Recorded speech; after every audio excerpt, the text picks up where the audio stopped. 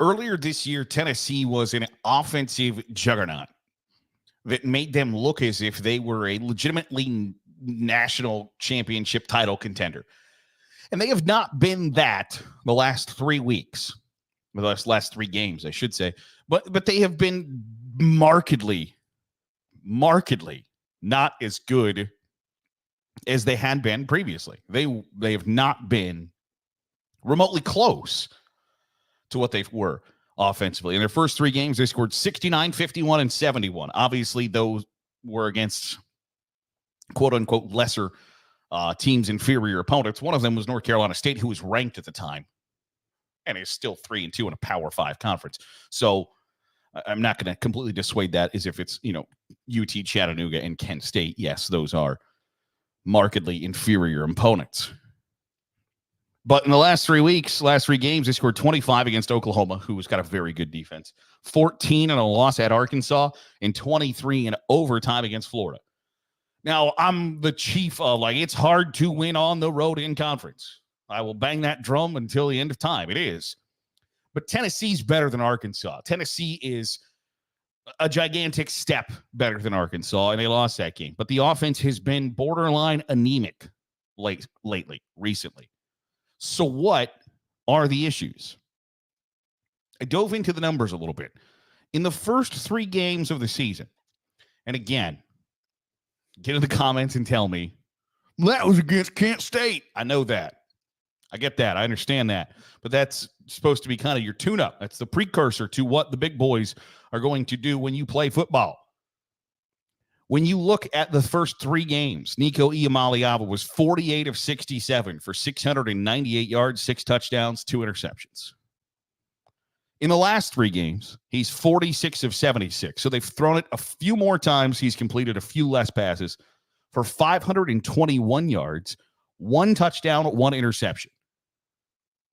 So a pretty big drop-off in yardage, a pretty big drop-off in touchdowns.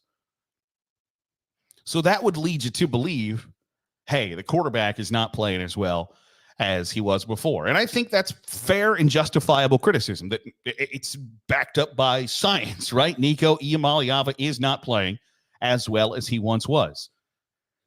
And that's to be expected. And I know that that's difficult to hear and see because against Iowa in the bowl game, Tennessee looked like the sky was the limit with Nico Iamaleava. He was getting his first opportunities really to play. And when that's your first opportunity to showcase yourself, not only to your fan base, but then also to a national audience of, hey, look what I can do. Because in 2023, the only game he played was against Iowa. Or I guess the only time he played real kind of meaningful, he played against Vanderbilt. But his first look was against Iowa, a top 25 team that was known to have a really, really, really good defense. And you beat them 35-0. He had 3 rushing touchdowns and threw for 65% completion percentage. And when you are doing that as a freshman, that makes you look badass. So coming into this season, the expectations get to be really high because I saw what you can be. When that's the first time I get a good look at you and I see 3 touchdowns on the ground, it kind of turns you into oh man, this guy, dual threat. And he hasn't necessarily ran the ball, I think, as much as he's ran it a little bit more than I would have liked to have, or maybe not liked to have seen, that I expected him to run more, for more yardage, be more dual threat.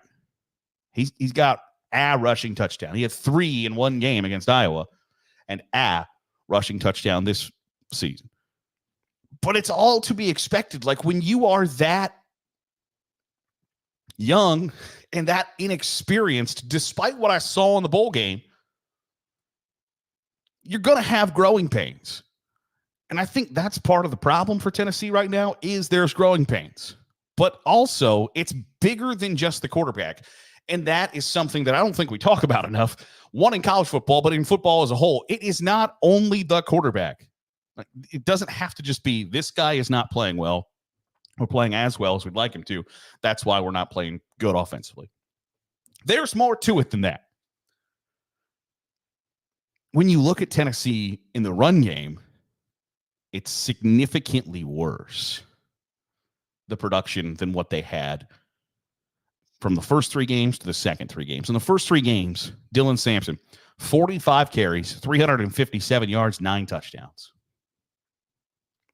In the last 3 games, 73 carries, 342 yards, and 6 touchdowns.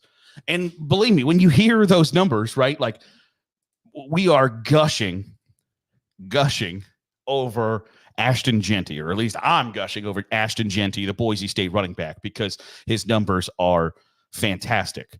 Dylan Sampson has just as many touchdowns as Ashton Jeanty does, and he's got half the yardage and half the average yards per carry. But, and believe me, I understand the idea of saying, like, in 3 games having 6 rushing touchdowns is a downturn, is like, what? But that's the case. 45 carries for 357 yards in the first 3 games, 73 carries for 342 yards in the last 3 games. That's a gigantic chunk of you are running the ball significantly more and getting significantly less per carry out of it. So your quarterback's not playing as well, and your running back's not playing as well. If you connect those 2 dots, what do those 2 dots tell you is going wrong? It's the offensive line. Tennessee's offensive line is not playing as well as it did in the first 3 games. And I understand that that's going to happen when you go from UT Chattanooga, NC State, Kent State, to Arkansas, to Florida, to Oklahoma. Your offensive line isn't going to be as good as it was in the first 3 games against inferior opponents. But when I talk often about the game of football being a simple game down to its core, you can make it really, really intricate and exquisite and unique and difficult. But ultimately, the point is, my offense wants to do things your defense doesn't want me to do. My defense wants to stop your offense from doing things you'd like to do. And there's an 11 versus 11 one-on-one battles, play after play after play. And sometimes I win, sometimes you win. And right now, not right now, but every time, half the battle is in the trenches. And when you don't play well in the trenches, especially in the SEC, it is going to be difficult to move the football, put points on the board. Tennessee is not playing as well offensively as they'd like to. The quarterback's not up to snuff. The running game has gotten worse. I think if you start eyeing those things together and go, wait a second, it is that the offensive line isn't playing as well as you'd like it to. Now, I don't know if that is defenses have started to figure out Tennessee, because they do. To the average football viewer, do they run a overly unique offense? No. But they do in the grand scheme of things. It's not all air raid. It's not all spread. It's not all West Coast. It's not all spread heavy duty. It's a mixture of a lot of stuff. When they throw the ball, they are looking to either make you cover the whole field horizontally with quick screens, with jailbreaks, with tunnel screens, with bubble screens, RPOs, or make you cover the whole field vertically. We are going up the field, baby. We are going to chuck the pigskin.